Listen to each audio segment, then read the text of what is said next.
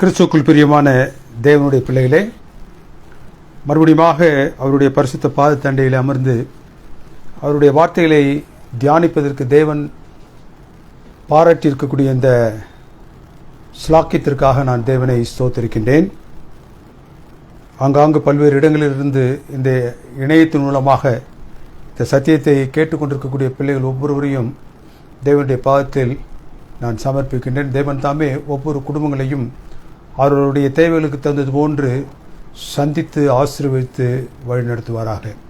நம்முடைய தியானத்தை நாம் துவங்குவதற்கு முன்னதாக நம்முடைய சிரங்களை தாழ்த்தி அவருடைய வழிநடத்தலுக்காக நாம் காத்திருப்போம். எங்களை அன்பாக நேசித்து வழிநடத்தும் பரிசுத்தமிக்க பரமபிதாவே, இந்த பரிசுத்தமான மணித்துளிகளில் உங்களுடைய பரிசுத்தமான வார்த்தைகளை நாங்கள் தியானிக்கும் பொழுது உங்களுடைய சப்தம் எங்கள் உள்ளங்களில் துணிக்கவும், நாங்கள் இந்த நாளில் என்ன சத்தியத்தை கேட்டு செல்ல வேண்டும் என்று நீர் ஆசிக்கின்றீரோ அந்த சத்தியங்களினால் எங்களை நிறைத்து உடைய வல்லமையினால் நீர் எங்களை இடைக்கட்டி இந்த இடத்தை விட்டு நாங்கள் கடந்து செல்ல நீர் எங்களுக்கு இரக்கம் செய்துள்ளோம். எங்களை தாழ்த்துகிறோம், வெறுமையாக்குகிறோம். கிறிஸ்துவின் வழியாய் வேண்டுதல் செய்கின்றோம். எங்கள் அன்பின் பரிசுத்தமிக்க பரமபிதாவே, ஆமேன். கர்த்தராகிய இயேசு கிறிஸ்து இந்த பூவுலகில் ஊழியம் செய்த நாட்களில் அவருக்கு நன்றாக தெரியும், மிக சொற்பமான காலத்தை அவருடைய ஊழியத்திற்காக அவர் பெற்றிருப்பது 3.5 வருடங்கள். இந்த 3.5 வருடங்களுக்குள்ளாக அவர் திட்டமிட்டபடி, பரலோகம் வழிநடத்தியபடி அவர் என்னவெல்லாம் செய்து தீர்க்க வேண்டும் என்று ஆசைத்தாரோ அவற்றை செய்வதற்கு அதிகப்படியான ஆள்பலம் அவருக்கு அவசியப்பட்டது. ஆகவே அவர் என்ன செய்தார், தங்களோடு இருக்கக்கூடிய சீடர்கள் மாத்திரமல்ல, இன்னும் அதிகப்படியாக லூக்காவின் புத்தகம் 10வது அதிகாரம் 1வது வசனத்தில் நாம் காண்கிறது போன்று கர்த்தர் வேறு 70 பேரை நியமித்து தான் போகும் இடமெல்லாம் சகல பட்டணங்களுக்கும் இடங்களுக்கும் தாம் போவதற்கு முன்பதாக அவர்கள் சென்று வழியை ஆயத்தப்படுத்த வேண்டும் என்று 70 சீடர்களை அவர் நியமித்தார். அவர்களை தனக்கு முன்பதாக அந்த இடங்களுக்கு அனுப்பினார். அறுப்பு மிகுதி, வேலையாட்களோ மிகவும் கொஞ்சம் என்பதை அவர் நன்றாக அறிந்திருந்தார். தான் அனுப்பப் போவது இந்த ஆட்டுக்குட்டிகள். இந்த ஆட்டுக்குட்டிகளை நான் யாரிடத்தில் அனுப்பப் போகின்றேன்? ஓநாய்களிடத்தில். ஓநாய்களுக்குள்ளே அனுப்புவதாலும் அறுப்பு மிகுதியாய் இருக்கின்றது, அதை அறுப்பதற்கான வேலையாட்கள் மிக சொற்பமாக இருக்கின்றார்கள் என்பதாலும் அவர்களுக்கு விசேஷ வரங்களை, விசேஷித்த ஆசீர்வாதங்களை அவர் கொடுத்திருந்தார். என்ன சொன்னார்?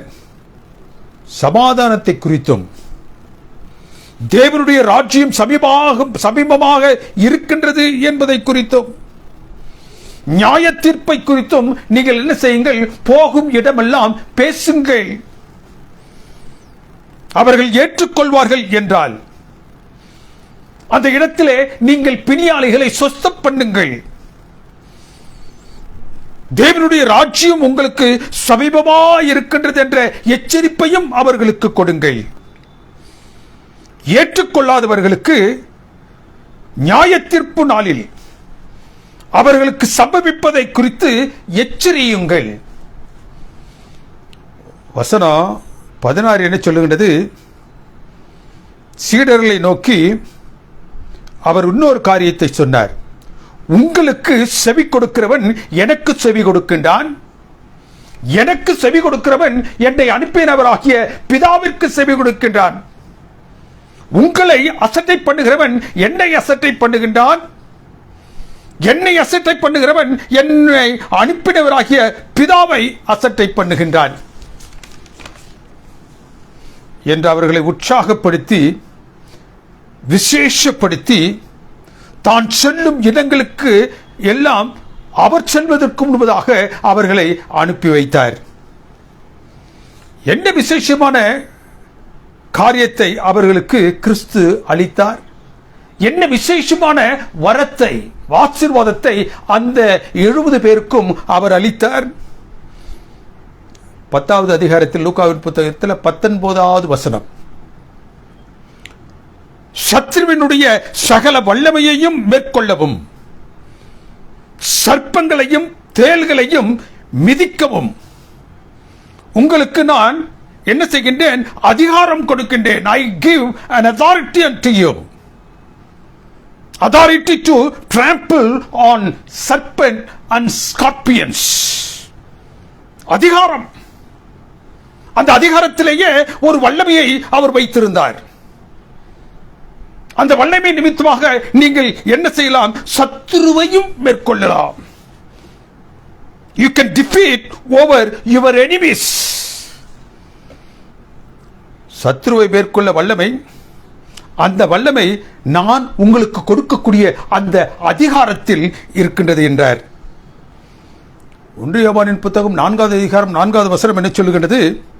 இந்த அதிகாரம், திஸ் அத்தாரிட்டி, நாம் தேவனுடைய பிள்ளைகளாக இருப்பதினால் அளிக்கப்படக்கூடிய ஒன்று. நாம் சத்துருவை எதிர்த்து ஜெயம் கொள்ள வேண்டியவர்களாக இருக்க போவதினால் இந்த அதிகாரத்தை தேவன் தன்னுடைய பிள்ளைகளுக்கு கொடுத்தார். என்ன சொன்னார்? உலகத்தில் இருப்பவரை காட்டிலும் உங்களில் இருப்பவர் பெரியவர்.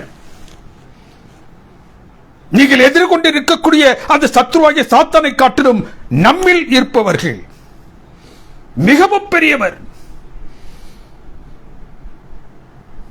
இந்த 70 பேர் யாரு? தேவனுடைய பிள்ளைகள். அவரால் ஊழியத்திற்கென்று தெரிந்து கொள்ளப்பட்டு அவர் செல்லுவதற்கு முன்பதாக அவர் செல்லக்கூடிய இடங்களுக்கு அனுப்பப்பட்டவர்கள். அவர்களுக்கு அந்த அதிகாரத்தை அவர் கொடுத்து அனுப்புகின்றார். எல்லாவற்றையும் செய்து வெற்றியோடு நிறைவேற்றுவதற்கு அந்த அதிகாரத்தை அவர் அவர்களுக்கு கொடுத்தார். அந்த அதிகாரத்தில் வல்லமை தங்கியிருந்தது. அந்த வல்லமை அவர் பாராட்டிய அதிகாரத்தில் அவர்கள் பெற்று அவர்களை என்னவெல்லாம் செய்ய பணித்தாரோ அவற்றை எல்லாம் அவர்கள் தீர்க்கமாக செய்தார்கள். என்ன சொன்னார்? அவர்களை ஏற்றுக்கொண்டவர்களுடைய இல்லங்களில் நீங்களாம் போறீங்களோ, உங்களை ஏற்றுக்கொள்பவர்களுடைய இல்லங்களில் புசியுங்கள், அவர்களுக்கு சமாதானத்தை பாராட்டுங்கள், சமாதானத்தை கூறுங்கள், அந்த பட்டணங்களில் உள்ள பிணியாளிகளை நீங்கள் சொஸ்தப்படுத்துங்கள். ஏற்றுக்கொள்ளாதவர்களின் பட்டினங்களில் உள்ள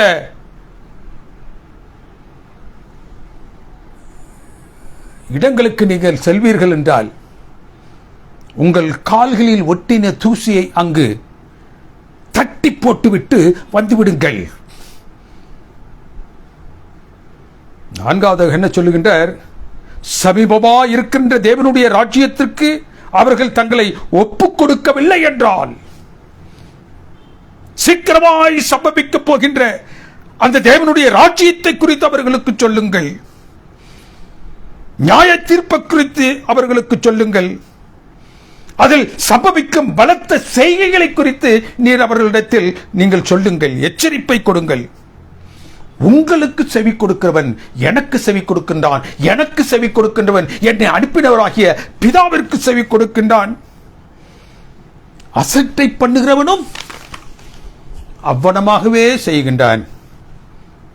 தேவனுக்கு பிரியமானவர்களே, இந்த உலகத்தில் எத்தனையோ மிருகங்கள் இருக்கும் பொழுது ஏன் இந்த சர்ப்பங்களை குறித்தும் இந்த தேள்களை குறித்தும் இங்கு கர்த்தராகிய இயேசு கிறிஸ்து பேசுகின்றார்?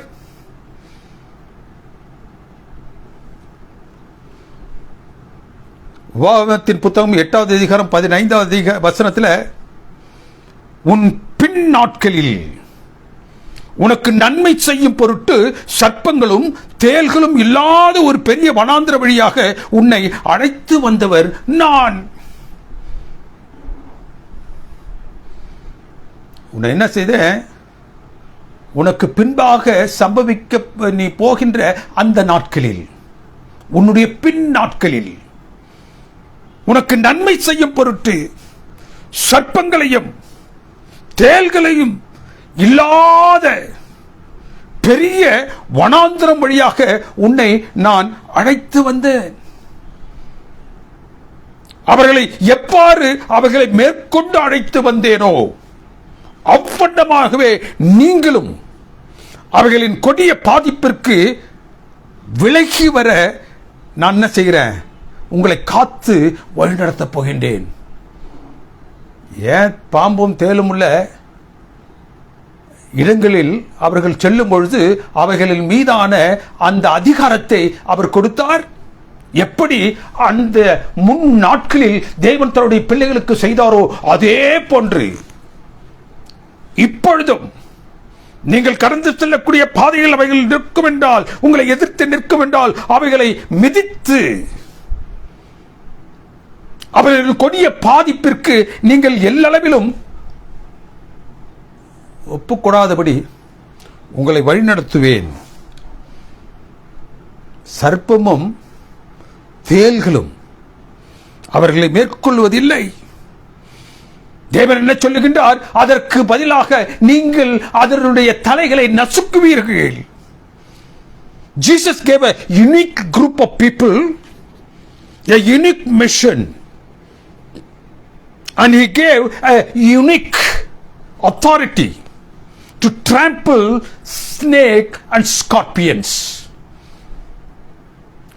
கர்த்தராகிய இயேசு கிறிஸ்து ஒரு விசேஷமான மக்களை தெரிந்து கொண்டு அந்த மக்களுடைய கரத்தில் விசேஷமான ஒரு அதிகாரத்தை அவர் பாராட்டி, அவர்கள் கடந்து செல்லக்கூடிய இடங்களில் அவர்களை எதிர்கொண்டு நிற்கின்ற அந்த சர்ப்பங்களையும் அந்த தேள்களையும் மிதித்து போடக்கூடிய அளவிற்கு அவர்களுக்கு விசேஷித்த ஒரு பலத்தை கொடுத்தார். இந்த அதிகாரமும் வல்லமையும் யாரிடத்திலிருந்து அவர்களுக்கு கிடைத்தது? இந்த அதிகாரமும் வல்லமையும் அவர்களிடத்தில் இருந்து காணப்பட்டதா? வேதம் என்ன சொல்லுகின்றது? தேவனுக்கு பிரியமானவர்களே, அந்த அதிகாரமும் அந்த வல்லமையும் அவர்களை அனுப்பியவர் யாரோ அவரிடத்திலிருந்து அது பெறப்பட்டது. லூக்காவின் புத்தகம் 10வது அதிகாரம் 17வது வசனம் சொல்லுது, தனக்கு முன்பாக சென்று அவருக்கு பாதையை செய்வைப்படுத்தும்படியாக அனுப்பப்பட்ட அவர்கள் தங்களுக்கு கிறிஸ்து பாராட்டிய அதிகாரம் அதெல்லாம் அடங்கி இருந்த வல்லமையை வைத்து அவர்கள் சென்ற இடமெல்லாம் வேதம் என்ன சொல்லுகின்றது? அவர்கள் ஜெயத்தை கண்டார்கள். அவர்கள் திரும்பி வரும் பொழுது மிகுந்த சந்தோஷமாக காணப்பட்டார்கள். கர்த்தராகிய இயேசு கிறிஸ்துவுக்கு முன்பதாக அவர்கள் திரும்பி வந்து நிற்கும் பொழுது அவருடைய முகங்களில் புன்னகை, சந்தோஷம். ஏன்? அவர்களுடைய சந்தோஷத்திற்கு காரணம் என்ன? அந்த அதிகாரத்தில் 17வது வசனம் என்ன சொல்லுகின்றது? அவர்களுடைய சந்தோஷத்திற்கான காரணத்தை சொல்லுகின்றது. நீர் பட்டணங்களையும் இடங்களையும் சென்றடைந்து அங்குள்ள ஜனங்களை சந்திக்கும்படியாக நீர் எங்களை அனுப்பினீர். நாங்கள் சென்று அங்குள்ள பட்டணங்களை மாத்திரமல்ல, நீர் அனுப்பின இடங்களை மாத்திரமல்ல, அங்குள்ள மனுஷர்களை மாத்திரமல்ல, தேவனுக்கு பிரியமானவர்களே, ஆனால் நாங்கள் அவைகளை மாத்திரம் சந்திக்காது உம்முடைய நாமத்தினால் பிசாசுகளை நாங்கள் சந்தித்தோம், அவைகளை நாங்கள் எதிர்கொண்டோம். என்ற ஒரு அற்புதம் நிறைந்தது. உம்முடைய நாமத்தை நாங்கள் சுமந்து சென்றதினால், உம்முடைய நாமத்தினால் அழைக்கப்பட்டு அனுப்பப்பட்டதினால் அந்த பிசாசுகள் எங்களுக்கு கீழ்ப்படிந்தது. ஏன் பிசாசுகள் எங்களுக்கு கீழ்ப்படுகின்றது? இந்த விசேஷித்த அதிகாரம் வல்லமை தன்னால் எதிர்கொள்ள முடியாத வகையில் எங்களில் காணப்படுகின்றதே என்று கண்ட மாத்திரத்தில் அவைகள் எங்களுக்கு கீழ்ப்படிய ஆரம்பித்து விட்டது.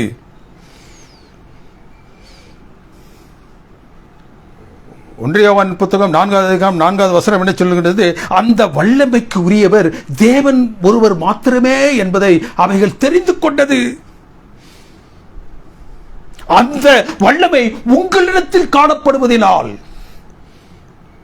நீங்கள் அவரது பிள்ளைகள் என்பதை நான் காண்கின்றேன் என்று அவர்கள் அதிகாரத்தோடு பேசும்பொழுது அவைகள் அவர்களுக்கு கீழ்ப்படிந்தது. பிசாசுக்களும் எங்களுக்கு உம்முடைய நாமத்தினால் கீழ்ப்படுகின்றதே.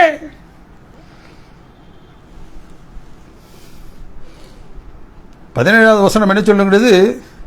என் நாமத்தினால் நீங்கள் செய்தவைகளை குறித்தும் பிசாசுகளே உங்களுக்கு கீழ்ப்படுகிறது என்பதை குறித்தும் நீங்க என்ன செய்யாதீங்க, சந்தோஷப்பட்டுறாதீங்க. 20வது வசனம் என்ன சொல்லுகிறது? சர்ப்பங்களும் தேள்களிலும் உங்களை சேதப்படுத்த அவைகள் காணப்படுவதற்கு அவைகளை மிதிக்கவும் அவைகள் மீதான வல்லமையை நீங்கள் வைத்திருப்பதை குறித்தும் நீங்கள் சந்தோஷப்படுவதை காட்டிலும் 20வது வசனம் என்ன சொல்லுது? ஆவிகளே உங்களுக்கு கீழ்ப்படிந்தாலும் அது குறித்தும் நீங்கள் சந்தோஷப்படாமல் இருங்க.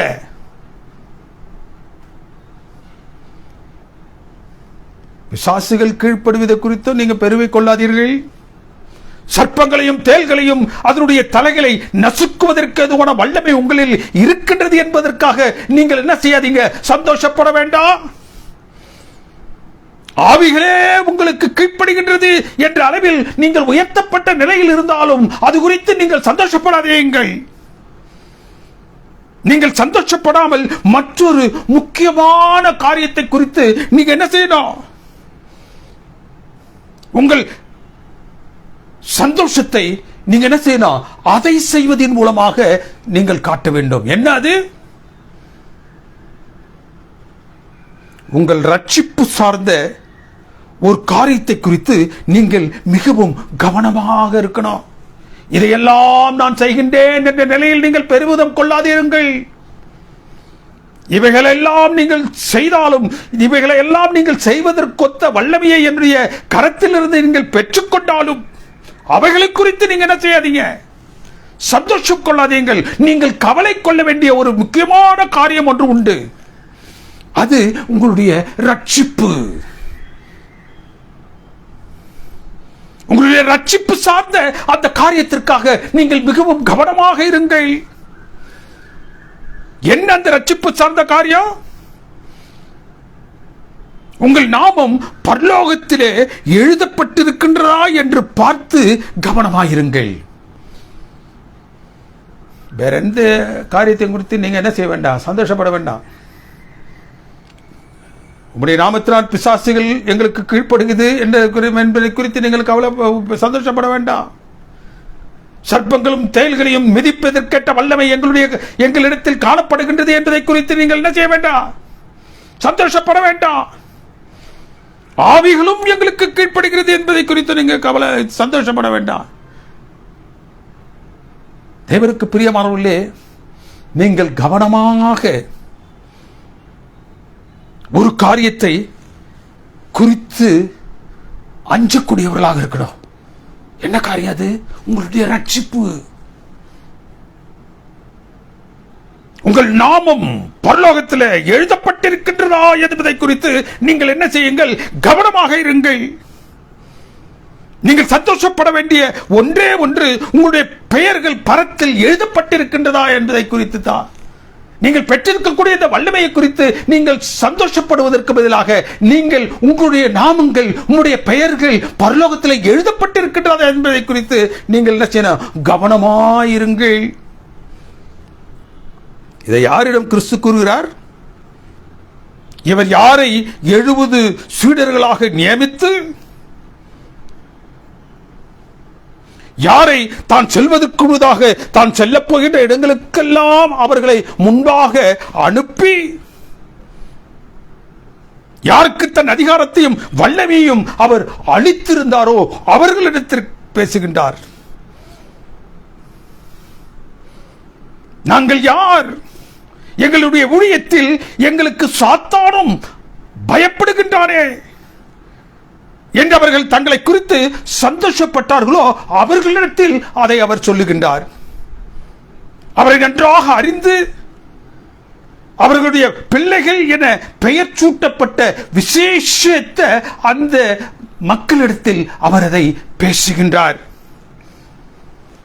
தேவனுக்கு பிரியமானவர்களே, இன்றைக்கு இந்த வேதத்தின் பகுதியை வைத்து தேவன் யாருடன் பேச ஆசிக்கின்றார்? இன்றைய கிறிஸ்துவ உலகத்திற்கு பேசும்படியாக ஆசிக்கின்றார். என்னுடைய நாமத்தினால் இல்லங்கள் தோறும் சமாதானம் கூறுவர்களிடத்தில் அவர் பேசுகின்றார். பிணியாளிகளை சொத்தமாக்குறவர்களிடத்தில் அவர் பேசுகின்றார். இவ்வுலக வாழ்க்கைக்காக, இவ்வுலக வாழ்க்கையின் வளத்திற்காக, பல்வேறு பிரச்சனைகளில் இருந்து விடுதலைக்காக ஏங்கிக் கொண்டிருக்கக்கூடிய மக்களிடத்தில் அவர் பேசுகின்றார். பாஷை பெறும் பெற்ற மக்களிடத்தில் அவர் பேசுகின்றார். மொத்தத்தில் இன்றைய கிறிஸ்துவ உலகத்தோடு அவர் பேசுகின்றார். பேச வாஞ்சிப்பது என்ன? தேவனுக்கு பிரியமானவர்களே, நீங்கள் இவைகளை எல்லாம் குறித்து என்ன செய்யாதீங்க, சந்தோஷம் கொள்ளாதீர்கள். தேவனுடைய நாமத்தால் நாங்கள் அற்புத அடையாளங்களை செய்கின்றோம் என்பதை குறித்து நீங்கள் சந்தோஷப்பட வேண்டாம். சர்ப்பங்களையும் தேள்களையும் நாங்கள் அவைகளின் தலையை நசுக்குவதற்கேற்ற ஒரு மாபெரும் வல்லமை படைத்தவர்களாக இருக்கின்றோம் என்பதை குறித்து நீங்கள் சந்தோஷப்பட வேண்டாம்.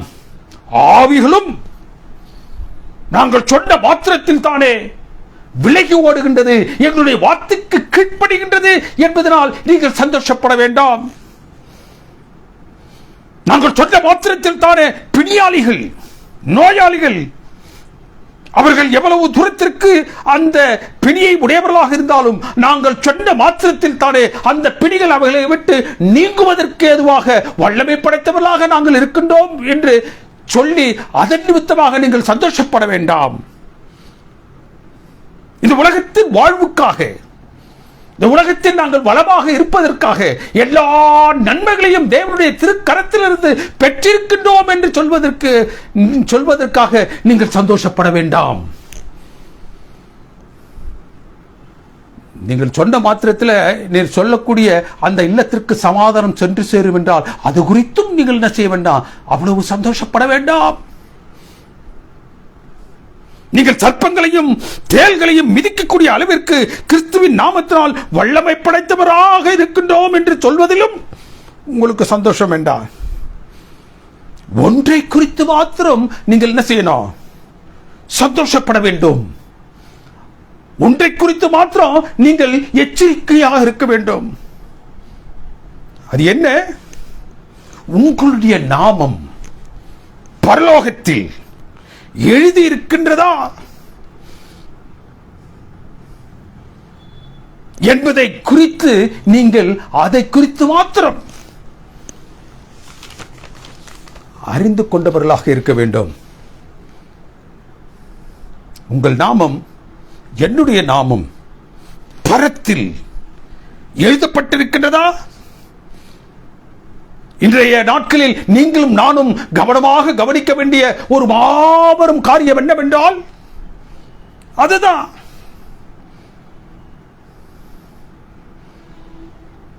what should be the great concern of Christianity these days?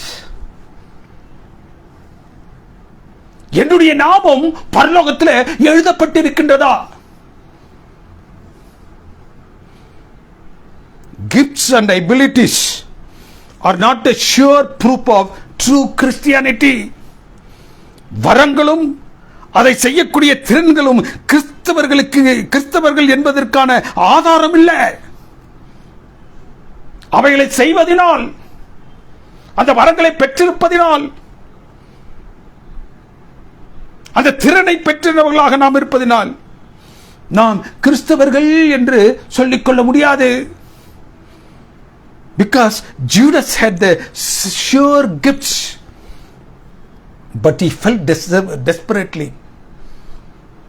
யூதாசுக்கு அந்த வரங்கள் கொடுக்கப்பட்டிருந்துச்சு, திறன் கொடுக்கப்பட்டிருந்துச்சு. ஆனாலும் அவன் விழித்து போனான்.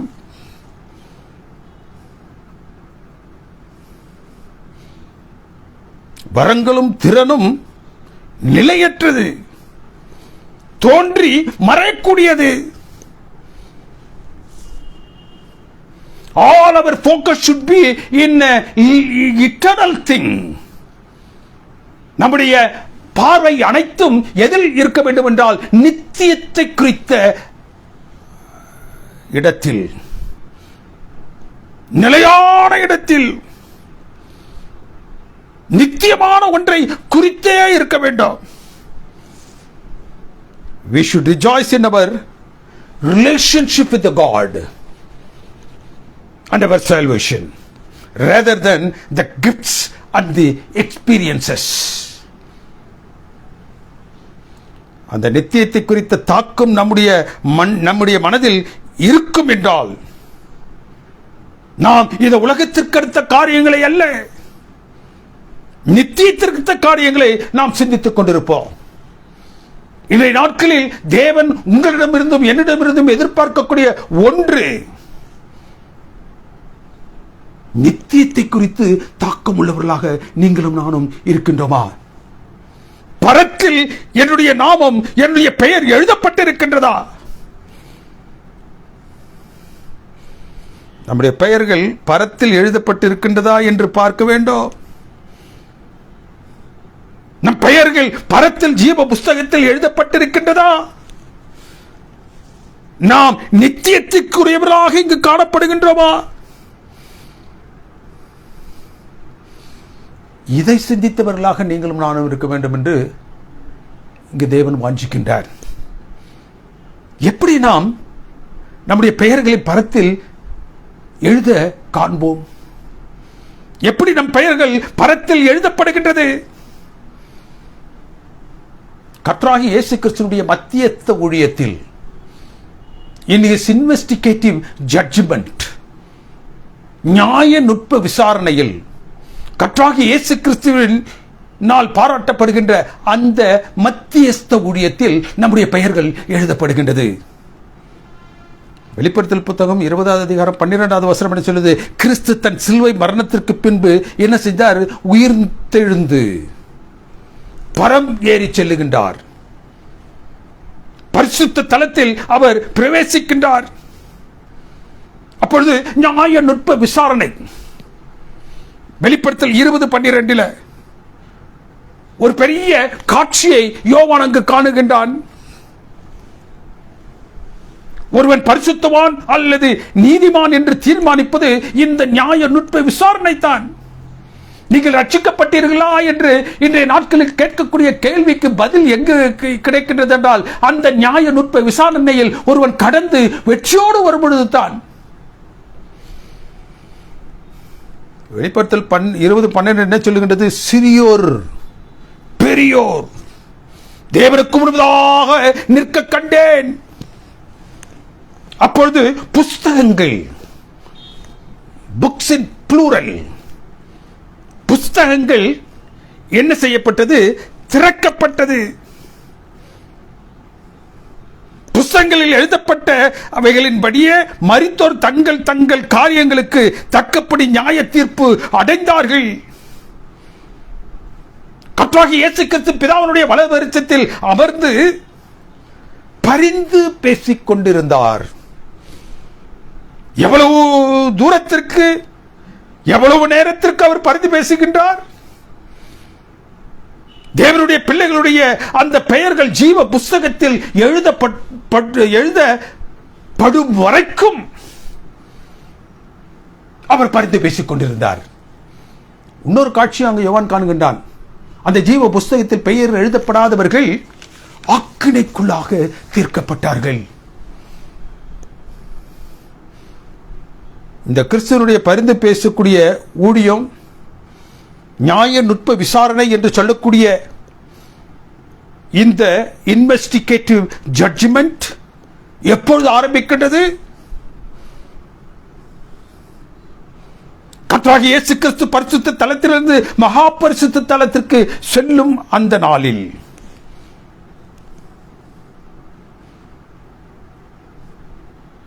தேவனுக்கு பிரியமானவர்களே, கர்த்தராகிய இயேசு கிறிஸ்து பரிசுத்த தலத்திலிருந்து மகா பரிசுத்த தலத்திற்கு எப்பொழுது சென்றார்?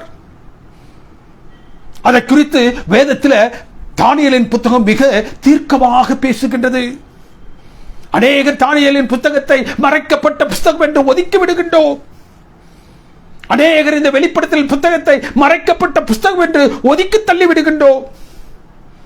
இதையெல்லாம் நீங்களும் நானும் அறிந்து கொள்ள வேண்டும் என்று தேவன் ஆசிக்கின்றாரோ அவைகளை எல்லாம் மறைப்பொருளாக அந்த புத்தகங்களில் வைத்திருக்கின்றார்.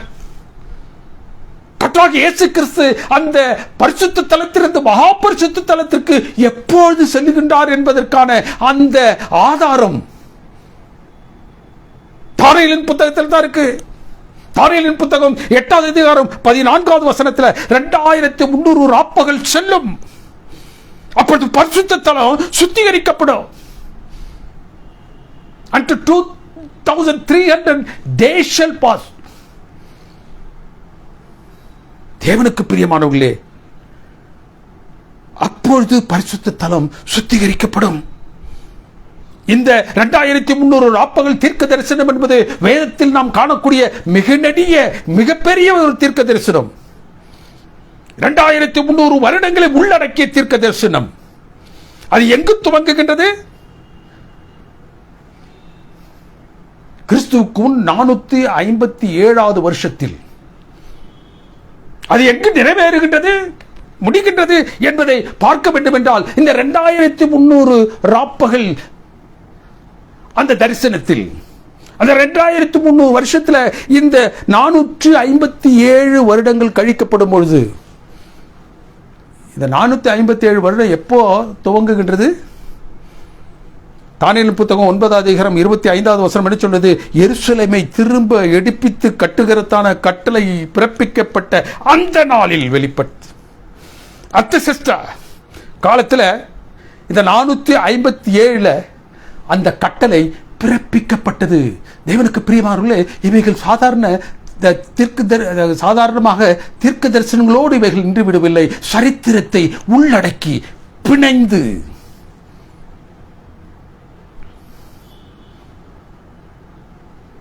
பாபிலோனிய சரித்திரத்தில்,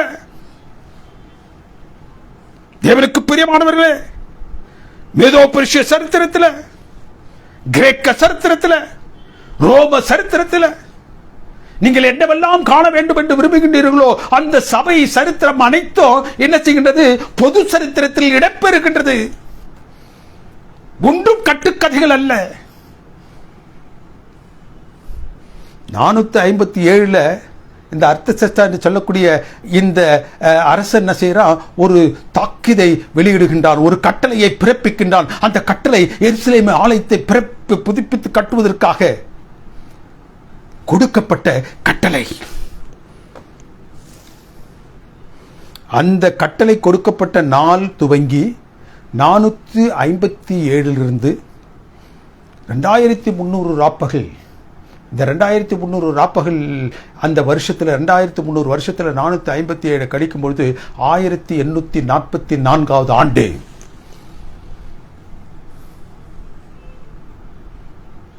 பரிசுத்த தலம் சுத்திகரிக்கப்பட வேண்டும். அந்த பரிசுத்த தலம் சுத்திகரிக்கப்பட வேண்டும் என்றால் அந்த பரலோகத்தில் இருக்கக்கூடிய அந்த பரிசுத்த தலத்தில் கர்த்தராகிய இயேசு கிறிஸ்து இப்பொழுது மகா பரிசுத்த தலத்திற்கு செல்ல வேண்டும். 1844 தான் சரித்திரபூர்வமாக கர்த்தராகிய இயேசு கிறிஸ்து என்ன செய்யறாரு? பரிசுத்த தலத்திலிருந்து மகா பரிசுத்த தலத்திற்கு செல்கின்றார். எதற்காக செல்கின்றார்? தேவனுடைய வலது வருஷத்தில் அமர்ந்து அவர் என்ன செய்கின்றார்? மத்தியஸ்த ஊழியத்தை செய்வதற்காக அங்கு செல்லுகின்றார். வெளிப்படுத்தல் 20:12 நாம் காண்கிறது போன்று சிறியோர் பெரியோர் அவருடைய பெயர்கள் அனைத்தும் எடுத்துக் கொள்ளப்பட்டது. புத்தகங்கள் திறக்கப்பட்டன.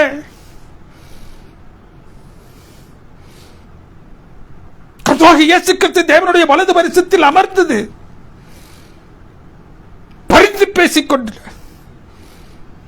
புத்தகங்கள் எழுதப்பட்டகளின்படியே மரித்தோர் தங்கள் தங்கள் கிரியைகளுக்கு தக்கதாக நியாய தீர்ப்பு அடைந்தார்கள். பாவ புஸ்தகம், ஞாபக புஸ்தகம், ஜீவ புஸ்தகம். ஒரு மனுஷனுடைய பெயரை எடுத்த மாத்திரத்தில் தானே அவனுடைய பாவங்கள் என்னதென்று காண்பதற்கு அங்கு பதிக்கப்பட்டிருந்த பாவ புஸ்தகத்தை அங்கு திறக்கின்றார். அந்த பாவத்திற்காக அந்த மனுஷன் மனம் தெரிந்து தேவனுடைய சமூகத்தில் வந்து மன்னிப்பு கோரி நிற்கக்கூடிய அந்த நாட்களை, அந்த சம்பவங்களை எல்லாம் அவள் நினைவு கொடுக்கின்றார். அதான் ஞாபக புஸ்தகம். அந்த பாவங்கள் ஞாபகப்படுத்தப்பட்டு மன்னிக்கப்பட்ட அந்த நிலையில் அவனுடைய பெயர்கள் ஜீவ புஸ்தகத்திற்கு செல்லுகின்றது. ஒருவனுடைய பெயர் ஜீவ புஸ்தகத்தில் எழுதப்படுத்துகின்றது என்றால் அவன் பரிசுத்தவனாக, நீதிமானாக, தேவனுக்கு பிரியமானவர்களே, கர்த்தராகிய இயேசு கிறிஸ்து வரும் அந்த நாளிலே அவருக்காக காத்திருக்கக்கூடிய கூட்டத்தில் காணப்படுவனாக அவன் காணப்படுவான். கிறிஸ்து பிதாவின் வலது பரிசத்தில் அமர்ந்து நம்முடைய பெயர்களை ஜீவ புஸ்தகத்தில் எழுதப்படும் வரை பரிந்து பேசிக்கொண்டே இருக்கிறார்.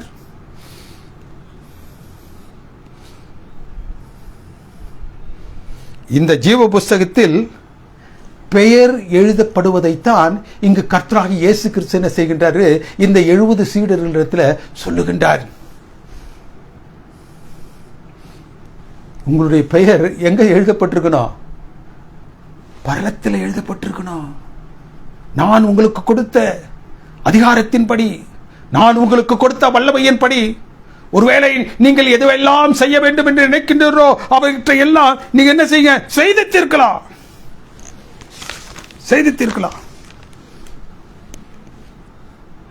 இந்த எழுதப்படுதலை தான் அவர் அவர்களுக்கு முன்வைத்து சொன்னார். அவைகளை குறித்து நீங்க கவலைப்படாதீங்க. இந்த புஸ்தகத்தில், இந்த ஜீவ புஸ்தகத்தில் உங்களுடைய நாமங்கள் பரலோகத்தில் எழுதப்படுவதை குறித்து நீங்கள் என்ன செய்யுங்க?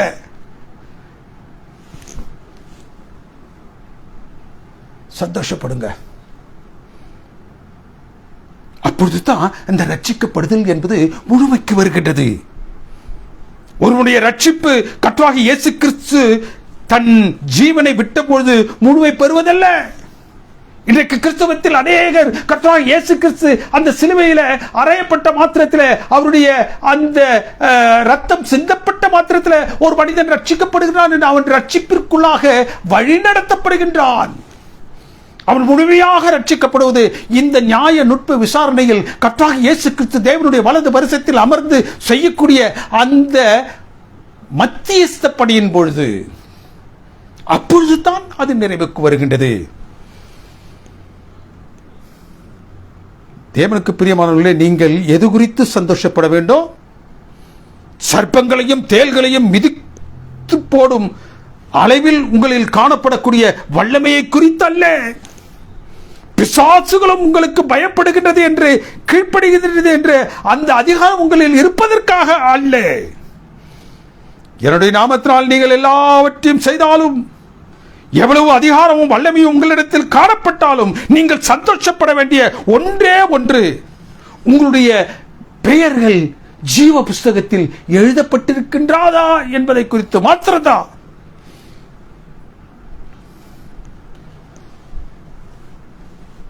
மத்தேயின் புத்தகம் 6வது அதிகாரம் 33வது வசனத்தில் கிறிஸ்துவோடு சொல்றார், எதை குடிப்போம், எதை உண்போம்,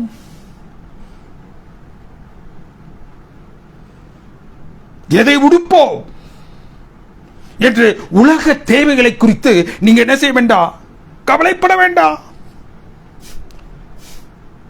முதலாவது தேவனுடைய ராஜ்யத்தையும் அவருடைய நீதியையும் தேடுங்கள். முதலாவது நீங்கள் சந்தோஷப்படக்கூடிய அளவிற்கு உங்களுடைய நாமங்கள் பரிசுத்த அந்த ஜீவ புஸ்தகத்தில் எழுதப்பட்டிருக்கின்றதா என்பதை நீங்கள் நிதானியுங்கள். நீங்கள் சந்தோஷப்பட வேண்டிய ஒரே விஷயம், கவலை கொள்ள வேண்டிய ஒரே விஷயம் நித்தியத்தை குறித்தும் ரட்சிப்பை குறித்தும் மாத்திரமே.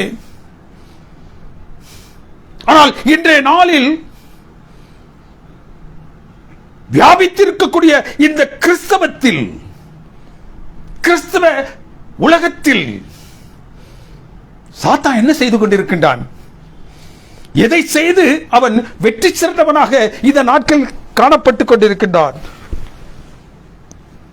நாம் சந்தோஷப்படும்படியாக அவர் நாமத்தினாலே நமக்கு பாராட்டப்பட்டிருக்கக்கூடிய அதிகாரத்தை குறித்து, வல்லமையை குறித்து நீங்களும் நானும் சந்தோஷப்பட வேண்டும் என்று சாத்தான் ஆசிக்கின்றான். சர்வத்தையும் தேலையும் விதிக்கக்கூடிய வல்லமையை தேவன் உங்களுக்கு கொடுத்திருப்பதனால் நீங்கள் சந்தோஷமாக இருங்கள் என்று உங்களையும் என்னையும் அவன் கேட்டுக்கொள்கின்றான். ஆவிகளே எங்களுக்கு கீழ்ப்படுகின்றது என்று சொல்லக்கூடிய அளவில் உங்களுடைய வல்லமை தேவனுடைய கரத்திலிருந்து, அதிகாரத்திலிருந்து கிடைக்கப்பட்டிருக்கின்றீர்கள் என்பதை குறித்து நீங்க சந்தோஷமாக இருங்க. தேவனுக்கு பிரியமானவர்களே, எதை புசிப்போம், எதை குடிப்போம் என்ற இவ்வுலகத்தையும் நம் தேவைகளையும் அவற்றை நாம் எப்படி பெறுகின்றோம் என்ற வழிகளை குறித்தும் தேடி பெற்றுக் கொள்வதை குறித்து நீங்க சந்தோஷமாக இருங்கள்.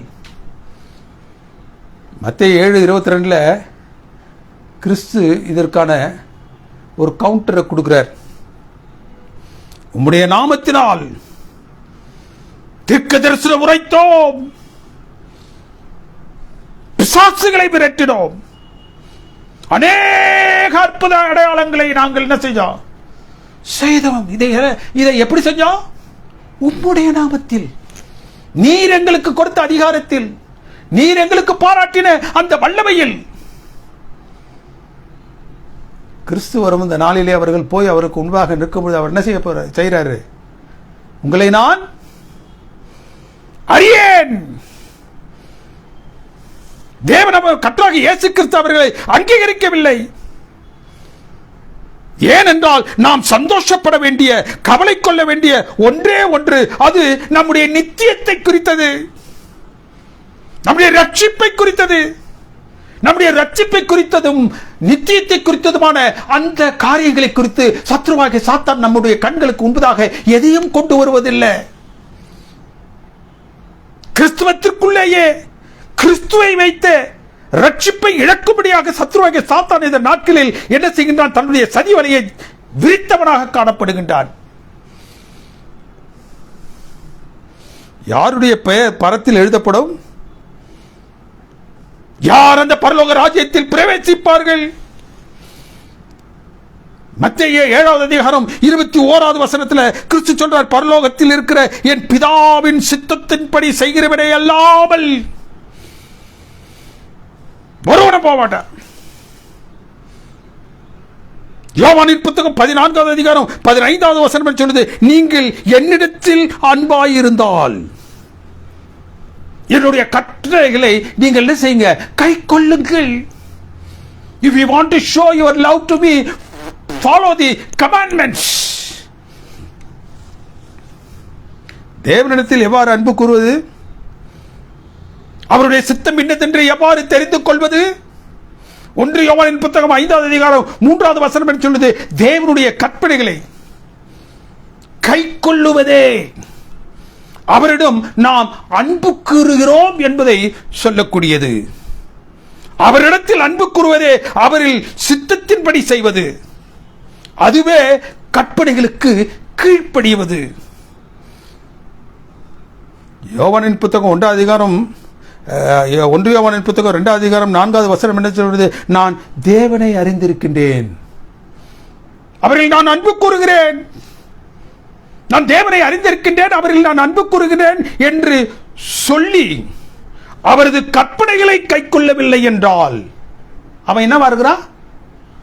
பையனாயிருக்கின்றான். He is a liar.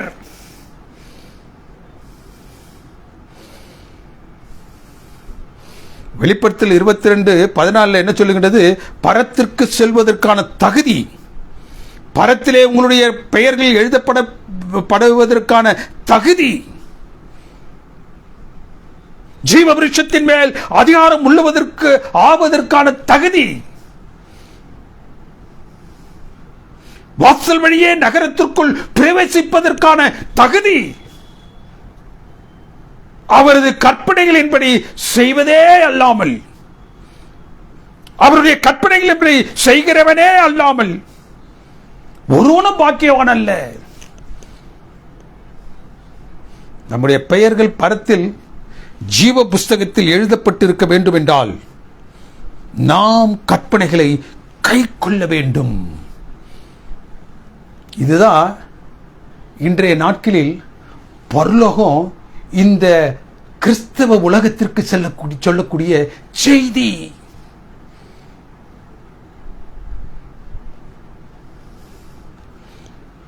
தேவனுக்கு பிரியமானவர்களே, சாத்தான் எவ்வாறு பரத்தில் நம் பெயர்கள் எழுதப்படாமல் பார்த்துக் கொள்கின்றான், தடுக்கின்றான்? மத்தேயு 7:22 சொல்ற பிரகாரம் அவரது நாமத்தில் இருக்கக்கூடிய வல்லமை, அதிகாரம், இவைகளால் செய்யப்படக்கூடிய அற்புத அடையாளங்கள், தீர்க்க தரிசனம் உரைத்தல், பிசாசுகளை விரட்டுதல், கொடிய சர்ப்பங்களையும் தேள்களையும் மிதிக்கக்கூடிய வல்லமை, இதுவே கிறிஸ்தவம் என்று கிறிஸ்தவத்தை அதற்குள்ளாகவே என்ன செய்யறான், ஒரு வட்டத்துக்குள்ள வச்சிடறான். இதையெல்லாம் செய்தீர்கள் என்றால், இதுவெல்லாம் உங்களுடைய வாழ்க்கையில் நிறைவேறி கொண்டிருக்கின்றது என்றால் நீங்கள் கிறிஸ்தவத்தை சரியான நிலையில் புரிந்து கொண்டிருக்கின்றீர்கள். இதுதான் கிறிஸ்தவம் என்று சத்ருவாகிய சாத்தான் சொல்லுகின்றான். மத்தேயு 6:32 சொல்லப்பட்ட பிரகாரம் எண்ணத்தை உண்போம், எண்ணத்தை குடிப்போம், எண்ணத்தை உடுப்போம் என்று கவலைக்குள்ளாது இருங்கள். உலக தேவைகளுக்காக கவலையற்று கலங்காதிருங்கள். அவை அனைத்தையும் நீங்கள் பெறுவீர்கள். You will be blessed with all these things. That is what Christianity. கிறிஸ்துவம் என்றால் உங்களுடைய தேவைகள் சந்திக்கப்படுவதற்கு அதுவாக தேவன் உங்களுடைய சமூகத்தில் என்ன செய்கிறாரு, நிற்பதுதான் என்று சொல்லுகின்றான். உலக தேவைகளுக்காக கவலையற்று கலங்காதிருங்கள்.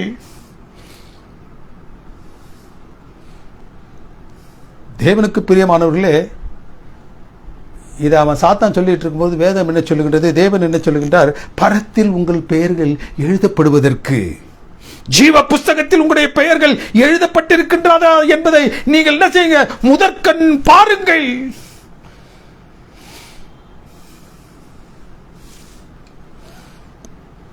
வெளிப்படுத்தல் புத்தகம் 22 அதிகாரம் 14 வசனம் என்ன சொல்லுது, ஜீவ விருஷத்தின் மேல் அதிகாரம் உள்ளவர்களாக முடுக்கி பரலோகம் என்ன சொல்லுகின்றதோ அதை, ஜீவ புஸ்தகத்தில் உங்களுடைய பெயர்கள் எழுதப்பட வேண்டும் என்றால் அதை செய்யுங்க. பரலோகம் என்ன சொல்லுகிறது என்பதை பார்த்து செய்யுங்கள். வாசல் வழியாய் பரலோகத்திற்குள் பிரவேசிக்க வேண்டும் என்றால் கற்பனைகளின்படி செய்கிறவனே பாக்கியவான். உங்களுடைய சந்தோஷம் என் நாமத்தினால் நீடிக்க நீங்கள் செய்யும் அற்புத அடையாளம், தீர்க்க தரிசனம் உரைத்தல், பிசாசுகளை விரட்டுதல் போன்றவற்றில் வைத்து பரத்தை நீங்கள் என்ன செய்யாதீங்க, இழந்து போவாதீர்கள். கர்த்தராகிய இயேசு கிறிஸ்து சொல்லுவது, வேதத்திலிருந்து நான் இவற்றை எல்லாம் உங்களுக்கு சொல்லிக் கொண்டிருக்கின்றேன். இவ்வுலகிற்கர்த்த காரியங்களில் தேவைகளில் உங்கள் மனதை கவலைக்குள்ளாக கொண்டு போய்விடாதிருங்கள். ஜீவ விருட்சத்தின் மேல் அதிகாரம் பெற வேண்டும் என்றால், ஜீவ புஸ்தகத்தில் பரத்தில் உங்களுடைய பெயர்கள் எழுதப்பட வேண்டும் என்றால், பரலோகம் என்ன சொல்லுகிறதோ அதை செய்யுங்கள். தேவன் என்ன சொல்லுகின்றாரோ அதை செய்யுங்கள். கர்த்தராகிய இயேசு கிறிஸ்து என்ன சொல்லுகின்றாரோ அதை செய்யுங்கள்.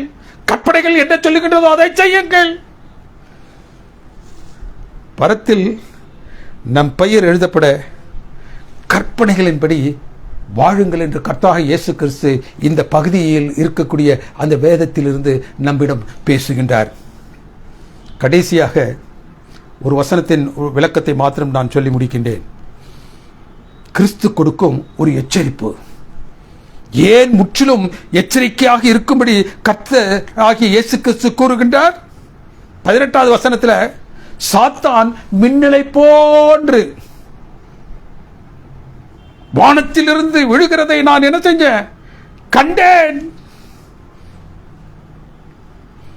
சாத்தான் பாவம் செய்த மாத்திரத்தில் பரத்தில் இருந்து தள்ளப்பட்டான்.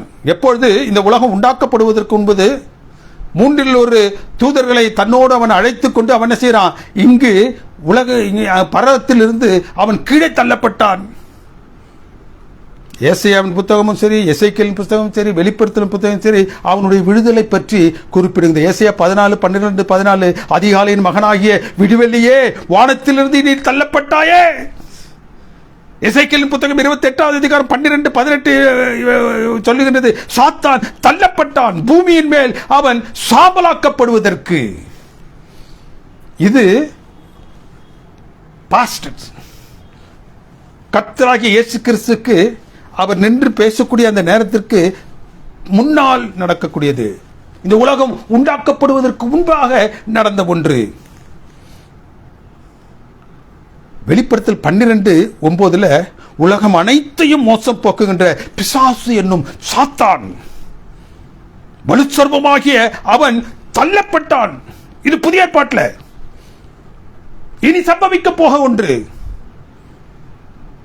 வெளிப்படுத்தல் 20:1-3 என்ன சொல்லுகிறது, பிசாசு என்று சொல்லப்பட்ட சாத்தான் என்றும் சொல்லப்பட்ட வலுச்சர்வமாகிய சாத்தான் 1000 வருஷம் நிறைவேறும் மரபும் பாதாளத்திலே அவன் என்ன செஞ்சான், தள்ளப்பட்டான்.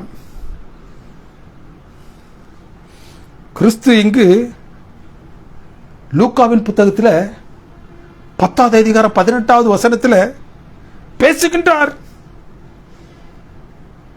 என்ன சொல்லுகின்றார், சாத்தான் மின்னலை போல வானத்திலிருந்து விடுகிறதை நான் கண்டேன். அது எப்பொழுது? ஏற்கனவே விழுந்ததை அவர் கூறுகின்றாரா? அவருக்கு பிறகு விழப்போகின்றதை அவர் அங்கு பேசிக் கொண்டிருக்கின்றாரா? இதற்கு விளக்கத்தை காண வேண்டும் என்றால், தேவனுக்கு பிரியமானவர்களே, 7ஆம் எலன் ஜி ஒயிட் என்று சொல்லக்கூடிய தீர்க்கதரிசி அம்மையார் தன்னுடைய புத்தகத்தில் டிசைர் ஆஃப் ஏஜஸ் என்று சொல்லக்கூடிய புத்தகத்தில் 489 490 பக்கம் வரைக்கும் இந்த நிகழ்ச்சியை குறித்து அவர்கள் பேசுகின்றார்கள். என்னத்தை குறித்து கர்த்தராகிய இயேசு கிறிஸ்து பேசுகின்றார்? He beheld Lucifer as he was first cast down from the heavenly places. Lucifer தன் பாவத்திற்கு பிறகு பரத்திலிருந்து தள்ளப்பட்டதை அவர் பார்த்தார். பின்பு தன்னுடைய பாடு வர்ணத்தையும் அதில் தான் கடந்து செல்ல வேண்டிய வேதனைகளையும் அவமானத்தையும் கண்டார்.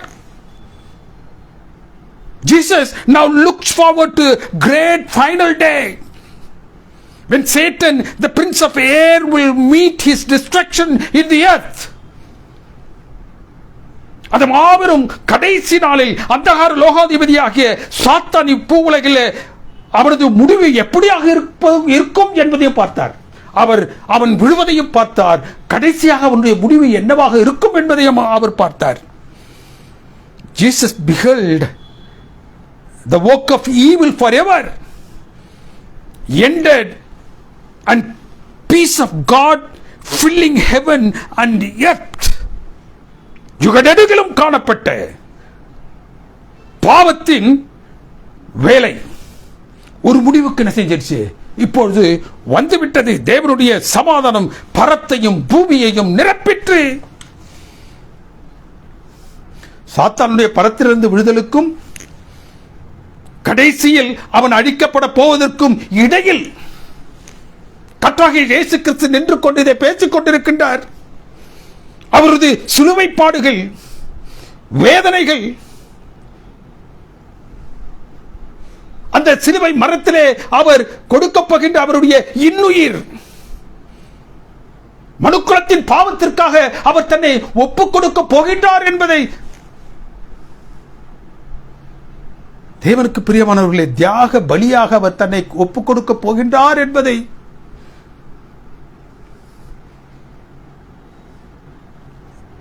பற்றி பேசிக் கொண்டிருக்கின்றார். கர்த்தராகிய இயேசு கிறிஸ்து எதற்காக இந்த பூவுலகிற்கு வந்தாரோ அந்த காரியத்தை அவர் இப்பொழுது நிறைவேற்றிக் கொண்டிருக்கின்றார். எந்த பாவங்களுக்காக அவர் இந்த பூவுலகிற்கு வந்தாரோ அந்த பாவங்களை தன் மீதாக சுமந்து அந்த பாவங்களுக்காக தன்னுடைய ஜீவனை கொடுப்பதன் மூலமாக, அந்த சிலுவையில் தன்னுடைய ஜீவனை கொடுப்பது அவருக்கு எவ்வளவு பெரிய வெற்றி! அந்த வெற்றியை அவர் நாட்டிக் கொண்டிருக்கும் பொழுது சாத்தான் என்ன செஞ்சான்? அவர் அழிஞ்சு போனாரு, இஸ் நோ மோர் என்று சொன்னான். அந்த சாத்தானின் வீழ்ச்சியைத்தான் கர்த்தராகிய இயேசு கிறிஸ்து இப்பொழுது கண்டார்.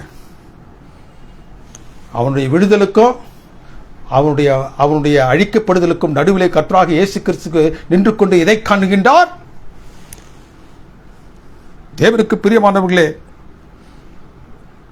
பாவத்துக்கான தீர்வை கர்த்தராகிய இயேசு கிறிஸ்து தன்னுடைய மரணத்தில் கண்டுவிட்டார்.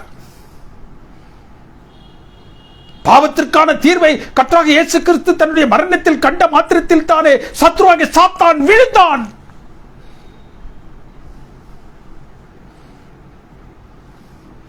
அந்த வீழ்ச்சியைத்தான் அவர் என்ன செஞ்சார்? அங்கு பார்த்தார். எதற்காக அவர் இந்த பூவுலகிற்கு வந்தாரோ அதை அவர் செய்து முடிக்கக்கூடிய அந்த நேரத்தில், அந்த சிலுவையில் தன்னுடைய இன்னுயிரை விடும் பொழுது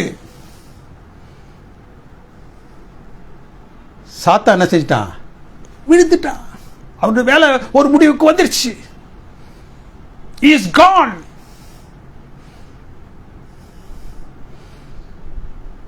அவன் விழுந்ததை தான் இங்கு கர்த்தராகிய இயேசு கிறிஸ்து பேசுகிறார். அவன் முதலில் விழுந்ததற்கும் அழிக்கப்பட போவதற்கும் நடுவே இந்த சத்ருவாகிய சாத்தான் கர்த்தராகிய இயேசு கிறிஸ்து தன்னுடைய ஜீவனை இந்த உலகத்திற்கு ஜீவாதார பலியாக கொடுத்த மாத்திரத்தில் தானே அவனுடைய திட்டம் நொறுங்கி போயிற்று, விழுந்தான். அதைத்தான் இந்த 10வது அதிகாரம் லூக்கா 17வது வசனத்தில் அவர் சொல்லுகின்றார். சாத்தான் விழுகிறதை நான் கண்டேன். என்னுடைய மரணத்தின் மூலமாக அவன் வெற்றி இழந்து விழுதுகிறதை நான் கண்டேன். ஆகவே அவன் கெச்சிக்கிற சிங்கத்தை போன்று என்ன செய்வான்? உங்களையும் என்னையும் சுற்றி வருவான். அவனை மேற்கொள்ள வேண்டும் என்றால் இடைப்பட்ட நாட்களில் சாத்தானுக்கு எதிர்த்து நிற்கக்கூடிய நம்மை பலப்படுத்துவதற்காக விசேஷித்த வரங்களை கொடுத்தார். அதுதான் இந்த சர்ப்பங்களின் தலையும் தேள்களின் தலையும் நசுக்கக்கூடிய வரம். உங்களை கண்ட மாத்திரத்திலே உங்களுடைய வார்த்தைகள் உங்களுடைய தொனியிலிருந்து எழுந்த மாத்திரத்தில் தானே அந்த சத்துருவாகிய சாத்தான் ஓடக்கூடிய நிலையை, பலத்தை, அதிகாரத்தை கிறிஸ்து அந்த 70 பேருக்கு கொடுத்தார். கிறிஸ்து அந்த 70 பேருக்கு கொடுத்தார். தேவனுக்கு பிரியமான தேவனுடைய பிள்ளைகளே, இந்த வேதத்தின் பகுதியின் மூலமாக கர்த்தராகிய இயேசு கிறிஸ்து எதை நாம் அறிந்து கொள்ள வேண்டும் என்று ஆசிக்கின்றார்? கிறிஸ்துவத்தில் கிறிஸ்தவர்களாக கிறிஸ்து நம்மை ஆசீர்வதிக்கின்றார் என்ற நிலையில எல்லா ஆசீர்வாதங்களையும் நாம் பெற்றுக்கொண்டு, எல்லா வல்லமையும் நாம் பெற்றுக்கொண்டு, எல்லா அதிகாரத்தையும் நாம் பெற்றுக்கொண்டு எதை நாம் பற்றி கொள்ள வேண்டுமோ அதை பற்றி கொள்ளாது இருக்கின்றோம் என்பதை சொல்வதற்காக இந்த தியானத்தின் பகுதியை தேவன் நமக்கு கொடுத்திருக்கின்றார். உங்களுடைய நாமம் பரலோகத்தில் எழுதப்பட்டிருக்கிறதா? உங்களுடைய நாமம் பரலோகத்தில் எழுதப்பட்டிருக்க வேண்டும் என்றால் பரலோகம் கூறுவது போன்று வாசல் வழியாய் நீங்கள் பிரவேசிக்க வேண்டும் என்றால், தேவனுக்கு பிரியமானவர்களே, கற்பனைகளை கைக்கொள்ளுங்கள். கற்பனைகளை கைக்கொள்ளுங்கள். தேவன் உங்களை ஆசீர்வதித்து வழிநடத்துவாராக. எங்களை அன்பாக நேசித்து வழிநடத்தும் பரிசுத்தமிக்க பரம்பிதாவே, உடைய தூய நாமம் மகிமைப்படுவதாக.